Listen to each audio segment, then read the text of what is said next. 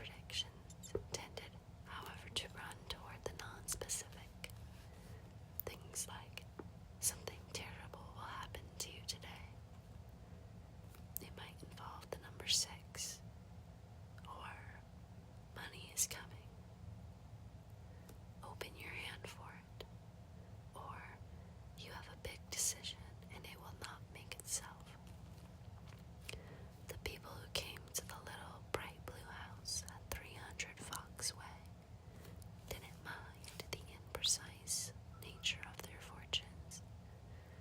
It became a game, a challenge to realize the exact moment that the predictions came true. When a man carrying 6 people wheeled into a client's car 2 hours after psychic reading, he could nod with a sense of accomplishment and release.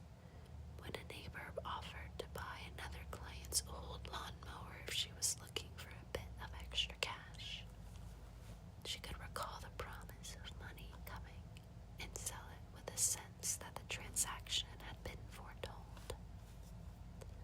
When a third client heard his wife say, "This is a decision that has to be made," he could remember the same words being said by Maura Sargent over a spread of tarot cards and leap decisively to action. But the imprecise nature of the fortunes stole some of their power. The predictions could be dismissed as coincidences, hunches. They were a chuckle in the Walmart parking lot.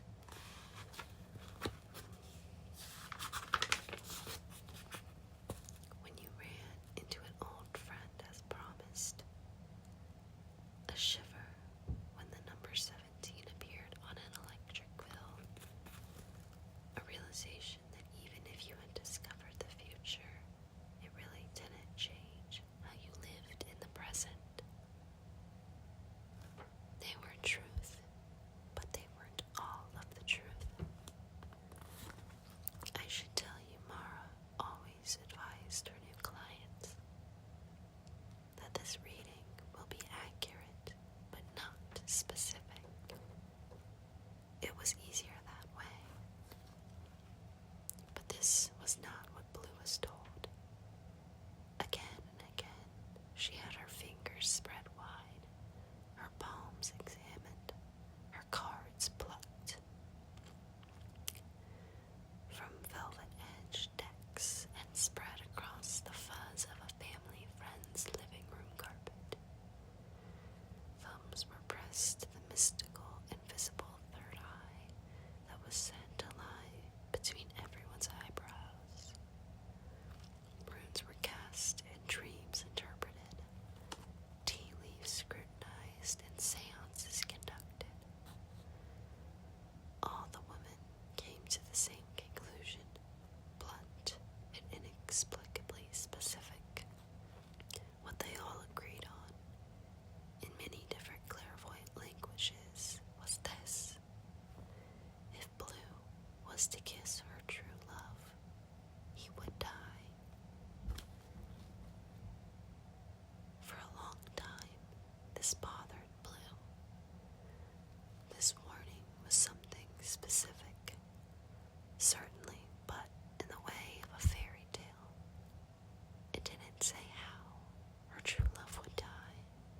It didn't say how long after the kiss he would survive.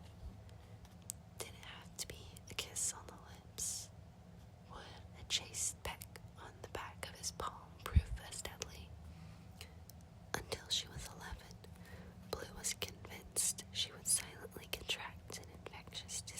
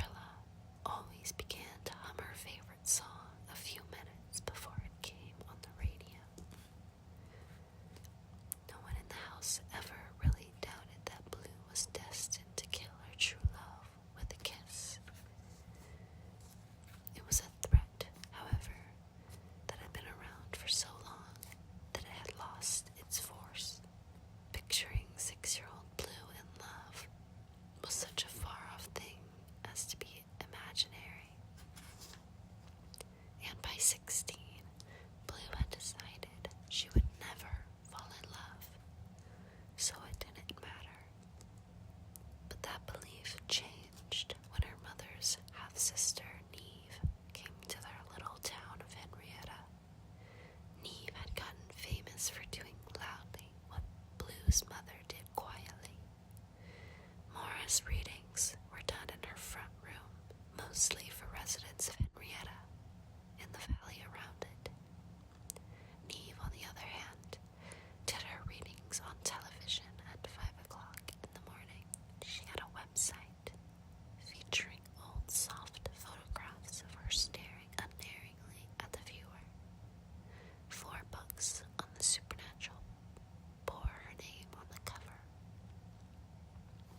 Blue had never met Neve, so she knew more about her half-aunt from a cursory web search than from personal experience.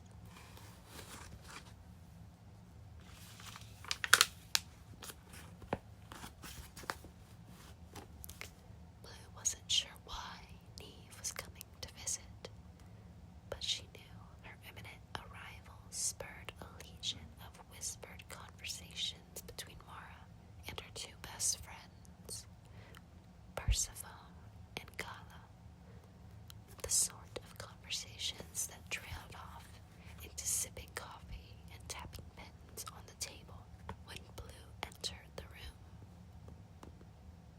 But Blue wasn't particularly concerned about Neve's arrival. What was one more woman, and a house filled to the brim with them? Neve finally appeared on the spring evening when the already long shadows of the mountains to the west